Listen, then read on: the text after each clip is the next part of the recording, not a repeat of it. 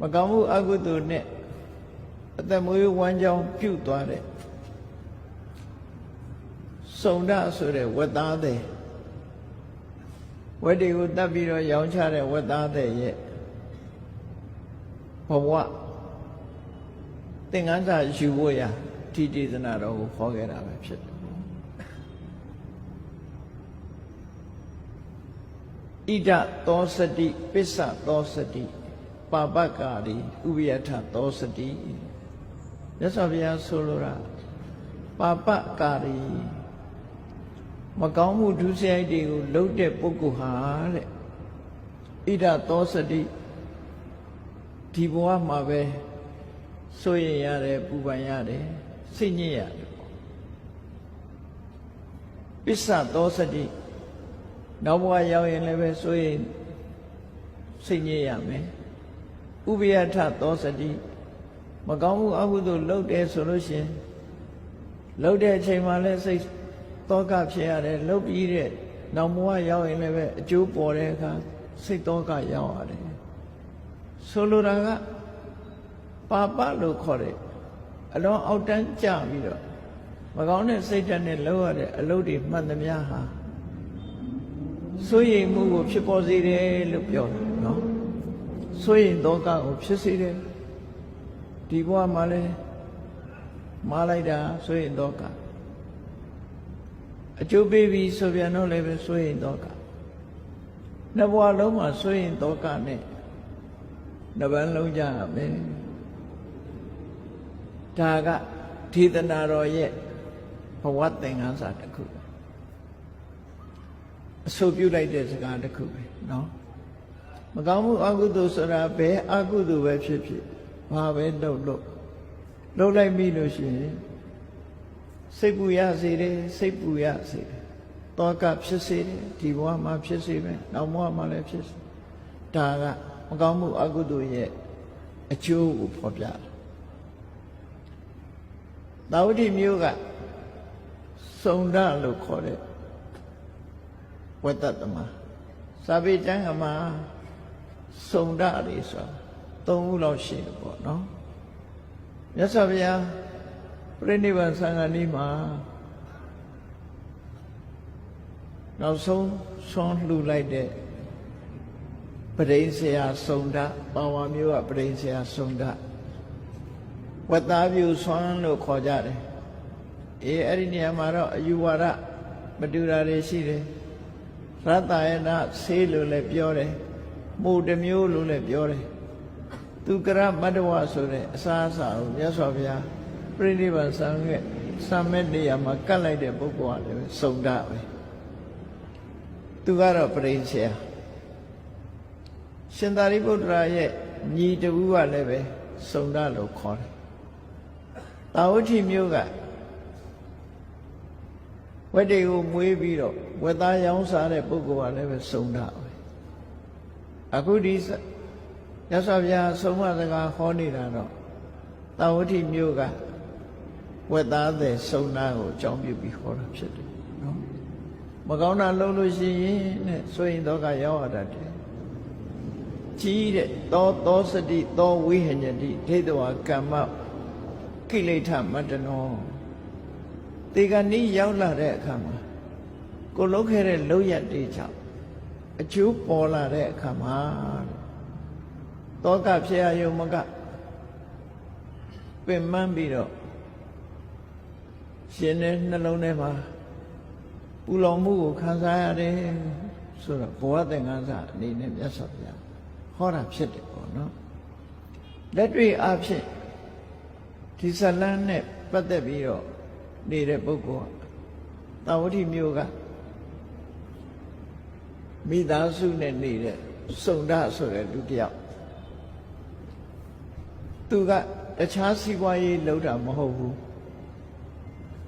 နယ်ဒေသတွေကိုထွက်ပြီးတော့ဝက်ပေါက်စာလေးတွေကိုလိုက်ပြီးတော့ဈေးပေါ်နဲ့ဝယ်တယ်ဝယ်ပြီးတဲ့အခါသူ့အိမ်နောက်ဖေးမှာခြံခတ်ထားပြီးတော့အစာကျွေးပြီးဝက်တွေကြီးအောင်မွေးတယ်နော်ကြီးအောင်မွေးပြီးတော့သူ့လုတ်ပုံလုံလေး အသားဖော်တော့မယ်ဆိုရင်အဲ့ဒီဝက်ကိုသူကရွေးချယ်ပြီးတော့၄ထောက်လှုပ်ထားတဲ့ထုတ်နဲ့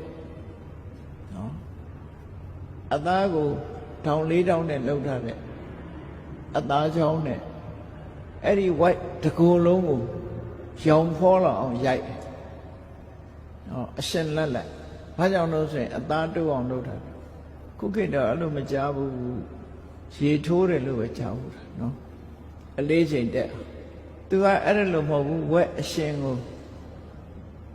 ထုံးနဲ့ရိုက်တယ်ဝက်ကိုရောင်ကန်းလာအောင်ရောင်အန်းလာအောင်ရိုက်တယ်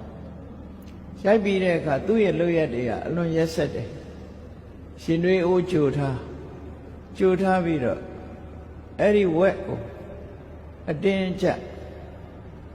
ကျိုးတွေနဲ့တုပ်ပြီးပါဇက်ထဲကိုရင်သွေးတွေလောင်းထည့်တဲ့အခါကျမစင်အညစ်အကြေးတွေပါကောက်တာပေါ့နော်ဥတွေလောင်ပြီးမစင်အညစ်အကြေးတွေကြာရေချီသွားသည့်ထီအောင်ရင်သွေးကိုတစ်ခွက်ပြီးတစ်ခွက်ဆက်လောင်းရေချီထွက်လာပြီဆိုမှသူရေလောင်းတာရပ်ပြီကြံတဲ့ရေနွေးနဲ့အဲ့ဒီဝက်တကောင်လုံးကိုဖြောတယ်အဲ့တော့သူလှုပ်တဲ့လောက်ကလည်းရက်ဆက်လွန်အချီတယ်နော်ရက်ဆက်လွန်အချီစာထဲမှာအဲ့လိုမှတ်တမ်းတင်ထားအဲ့ဒီအချိန်မှဆိုရင်ဝက်ရဲ့အော်တန်နေရှိနေမှာပေါ့ရိုက်တဲ့အချိန်ကစအဲ့ဒီလိုလှုပ်ပြီးပြီဆိုတဲ့အခါမှာဝက်ကိုဓာတ်ထက်နဲ့လဲဖြတ်သွေးတွေကိုတစ်ခုနဲ့ခံဝက်သားကိုဝက်ကိုတတ်ပြီးတော့အသားနဲ့အဲ့ဒီသွေးတွေနဲ့ပြန်တယ်ပြီးတချို့အိမ်စားတယ်တချို့ဈေးပို့တယ်ဒါသူ့ရဲ့အသက်မွေးဝမ်းကြောင်းပဲအဲ့လိုပြီးငွေရှာတာနှစ်ပေါင်းဘယ်လောက်ကြာသွားတယ်ဆိုနှစ်50ကျော်သွားဒီလုံးနဲ့လှုပ်တာနှစ်50ကျော်အေးဒီလုပ်ငန်းနဲ့သူဟာကြီးပွားချမ်းသာနေတယ်လို့ပြောနိုင်တယ်ပေါ့လေသို့တော့ကံကြမ္မာတို့ဘာလို့ဆိုတာအကျိုးပေးဖို့ချိန်တန်းလာရင်လူတွေမှာအတိတ်ကကံတွေရှိတယ်အဲ့ဒီအတိတ်ကံတွေရဲ့ဟန်တာမှုတွေကြောင့်အကုသိုလ်ကံတွေဟာရုပ်တရက်အကျိုးမပေးဘူးသစ္စုပ္ပန်ကံတွေဟာရုပ်တရက်အကျိုးမပေးဘူးအတိတ်ကံကကုန်းလာပြီးတော့တေကံဤအချိန်ရောက်လာတဲ့အခါဘာဖြစ်တုံးဆိုရင်ထဲမှာဝက်ကိုရေနွေးတွေလောင်းခဲ့တာကြောင့်တကူလုံးနာကျင်ပြီးရင်ထဲမှာရေနွေးလောင်းခံရတယ်လို့တကူလုံးပူလောင်ပြီးတော့အော်ဟစ်ညည်းညူပြီးတော့သူအော်တဲ့အတန်ကဝက်အော်တဲ့အတန်တိုင်းပဲအိမ်တွေသားတွေကသူ့ကိုအိမ်ထဲမှာပိတ်ပြီးတော့အပြင်မထွက်ရအောင်ထိန်းထားကြ9 ရက်တိတိအိမ်ထဲမှာမနေနိုင်မထိုင်နိုင်ဖြစ်အောင်ခုခေတ်လို့ဆိုရင်တော့အိတ်ဆေးထိုးကြမှာပေါ့နော်အဲ့ဒီခေတ်ကတော့အိတ်ဆေးထိုးတာမရှိတော့ဝက်လို့အော်နေတာဆွမ်းခံသွားတဲ့ကိုတော်တွေကတကယ်ဝက်အော်နေတယ်လို့ထင်ပြီးတော့မြတ်စွာဘုရားစီရောက်တဲ့အခါကျတော့စုံဒအိမ်ကဝက်အော်တန်နေကြားနေတာ9 ရက်ရှိပြီသူအလှကြီးပေးစရာရှိလို့လားဝက်သားအမှားစားတွေရောက်လို့လားမသိဘူးဝက်တွေတတ်နေတာ9 ရက်တောင်ရှိပြီဆိုတော့မြတ်စွာဘုရားကအဲ့ဒါဝက်တတ်နေတာမဟုတ်ဘူးသူကိုယ်တိုင်ဝက်အော်တယ်လို့အော်ပြီးခံစားနေရတာအဲ့ဒီအဓိပ္ပာယ်ကသူကကံတရားရဲ့အကျိုးပေးပုံကအတ္တနာကတိပရတ္တဒုက္ခေဥပ္ပစ္ဆန္တိကိုလုံးလိုက်တဲ့ဒုက္ခဟာတစ်ဖက်သားမှာရောက်သွားဆိုတော့သူဝက်ကိုဒုက္ခပေးရှင်နွေးတွေနဲ့အရှင်လက်လက်လောင်းတယ်အဲ့ဒါဝက်ဟာဘလောက်ပူလိုက်မလဲဆိုအဲ့ဒီဝက်ပူတဲ့ဒုက္ခမျိုးလို့သူခံစားရတယ်လို့ဆိုကိုလုံးလိုက်တဲ့အလုပ်ဟာဒီကံကြမ္မာကအကျိုးပေးလာလို့ရှိရင်အဲ့ဒီပုံစံတူအကျိုးပေးတယ်ကိုလုံးလိုက်တဲ့ဒုက္ခသည် တစ်ဖက်သားခံစားရတယ်လို့အဲ့ဒီအလားတူဒုက္ခသည်ကိုယ်စီရောက်လာတတ်တယ်